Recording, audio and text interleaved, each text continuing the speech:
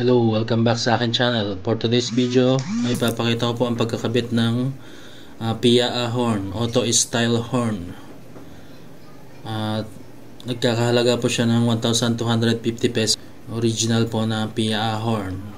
Dahil may mga lumalabas po mga peke o imitation na PIAA horn. Kaya po mas maganda ikabit natin ay ang original na PIAA horn. Dahil mas maganda po ang tunog niya at quality, at sigurado po tayo magtatagal ang service ng ating PIAA horn.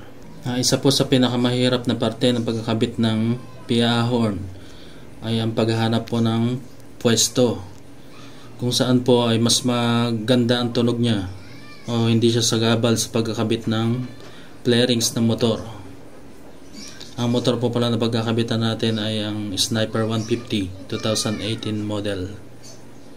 At isa po sa tinitingnan natin na pagkakabitan ng PIAA horn ay yung lugar po na dapat ay safe siya sa pagkabasa ng tubig pag umuulan o nag-washing tayo.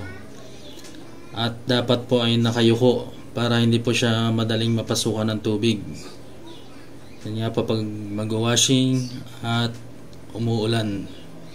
Yan po kasi ang isa sa dahilan ng pagkasira ng busina pag napapasukan po ng tubig sa loob. Yan, hanapan po natin ang pwesto sa taas at sa likod ng radiator. Pero medyo malayo naman po sa radiator pan.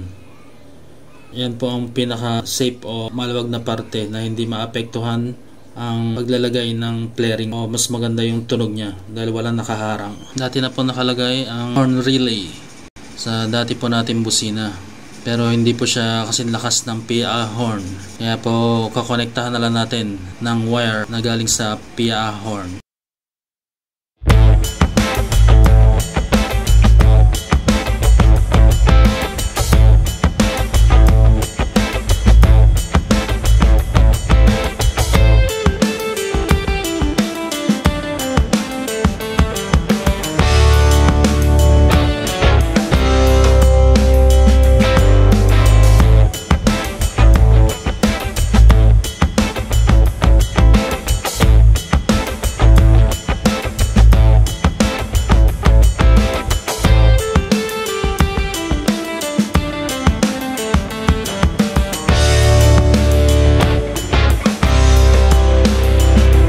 Pagkatapos po nating mailagay ang bracket at mailagay ang mga tornilyo, ayan po i-wiring. Una pong na-wiring yung negative busina at isusunod po natin ang pagkakabit ng positive wire.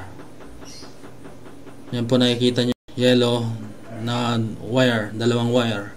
Ayan po ang positive ng dalawang busina na PIAA horn. Yan, pagsasamahin po yan. Tapos iko-connecta po. Yan, pagsasamahin po dyan. Yan po yung wire ng relay. Nilalagyan po natin ng relay para mas lumakas ang busina at for safety.